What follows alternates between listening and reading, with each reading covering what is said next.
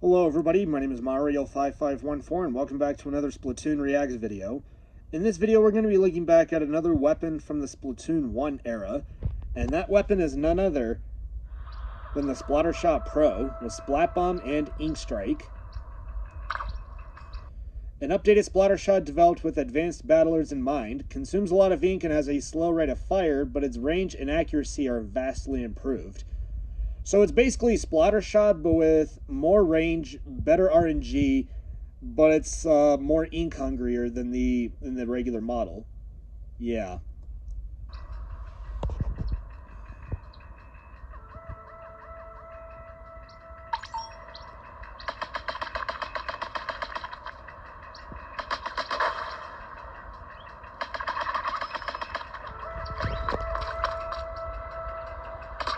Oh, did you see that?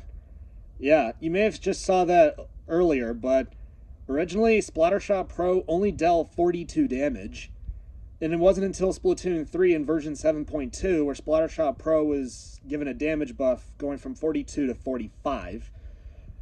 But at this time, Pro had damage up, so I mean, this kind of helped with that.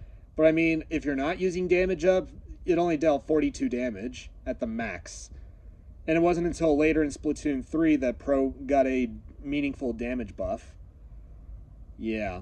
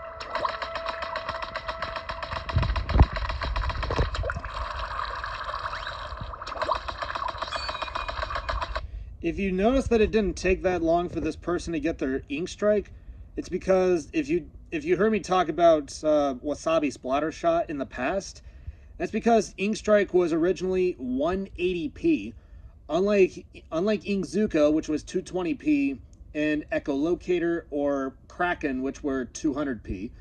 So if you're using any weapon with ink strike, you will not have much trouble getting your special at all. So, not to mention, Splattershot Pro is a decent option with Ink Strike, but I mean, Wasabi Splattershot was the better option, given that it was a little more flexible at the time, as it is today. And Slosher was also used because of how broken Burst Bomb was, which I'll talk about in another video.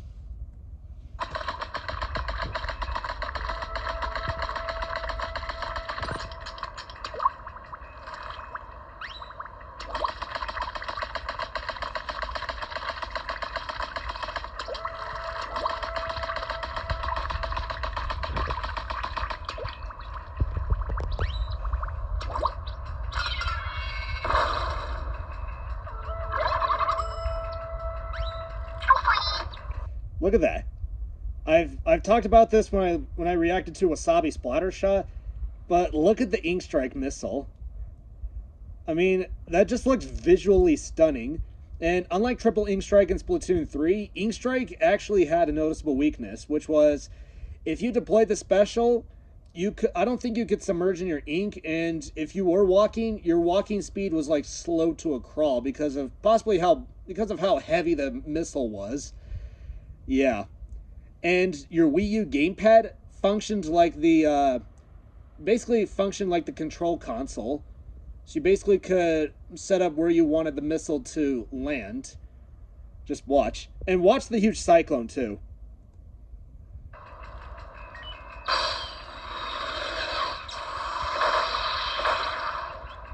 How crazy is that? You don't get that from Triple Ink Strike in Splatoon 3. I mean, Ink Strike is its own unique thing, and it's visually stunning. It's 2 times more visually stunning than triple ink strike. I think triple ink strike is a little boring, but ink strike is like, oh yeah, now you're talking.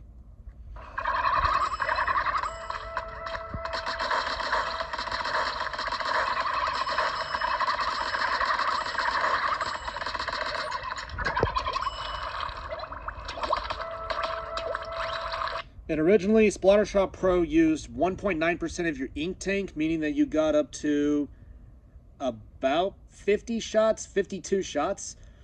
Unlike Splattershot, which you get up to, originally you got up to like 110, 111 shots. So Splattershot Pro, you had to be a little more careful with your ink consumption, unlike Splattershot. But I mean, you could definitely notice the difference between those two weapons in terms of their paint, their range, their fire rate, all of that.